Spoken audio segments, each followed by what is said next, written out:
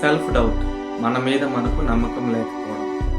మనం చేయాలనుకున్న ఏ పనైనా సరే ముందుకు సాగకుండా ఆపగలిగే ఒకే ఒక అడ్డంకి ఈ సెల్ఫ్ డౌట్.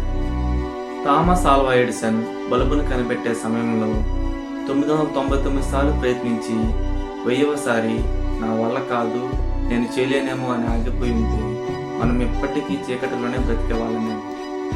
నువ్వు అసలు ప్రయత్నమే చేయకుండా నా వల్ల కాదేమో, నేను చేయలేనేమో అని నువ్వు చేయాలనుకున్న పనిని ఆపేస్తే ఆ టైం గడిచిపోయాక ఆ టైంలో అలా చేస్తుంటే బాగుండేది, ఇలా చేస్తుంటే బాగుండేది అని రిగ్రెట్ అవ్వడం తప్పితే మనం చేసేది ఏం లేదు. మహాబలవంతుడు, నమ్మకానికి మారుపేరువైన ఆంజనేయ స్వామి కూడా తన శక్తిని తను తెలుసుకోకుండా, తన సామర్థ్యాన్ని తను నమ్మకుండా సీతాదేవిని వెతికే సందర్భంలో సముద్రాన్ని లంఘించేటప్పుడు నేను ఈ సముద్రాన్ని దాటగలనా అని సందేహపడ్డాడు. అప్పుడు జాంబవంతుడు ఆంజనేయ స్వామికి తన సామర్థ్యాన్ని గుర్తు చేస్తాడు. నువ్వే ఈ సముద్రాన్ని దాటగలవు అని ఆంజనేయ స్వామిలో ధైర్యాన్ని నింపుతాడు.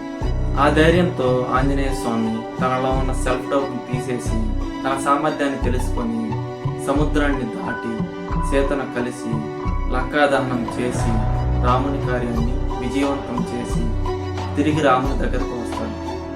నేను అసలు సముద్రాన్ని దాటగలనా అని అక్కడే ఆగిపోయి ఉంటే బహుశా రామాయణం ఉండేది కాదు.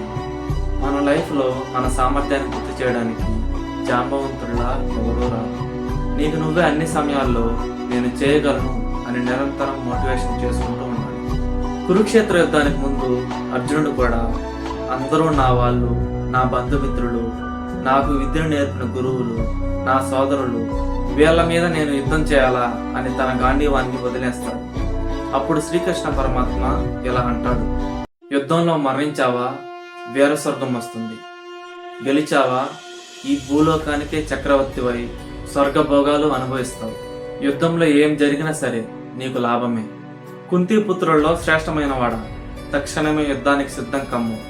లే, నీకు భయం ఎందుకు వచ్చినా నీతో ధర్మం ఉంది. ధర్మం ఎక్కడుంటే నేను అక్కడ ఉంటాను. నేను ఎక్కడ ఉంటే అక్కడ విజయం ఉంటుంది. కావాలంటే చూడు అని కృష్ణ పరమాత్మ తన విశ్వరూపాన్ని చూపిస్తాడు.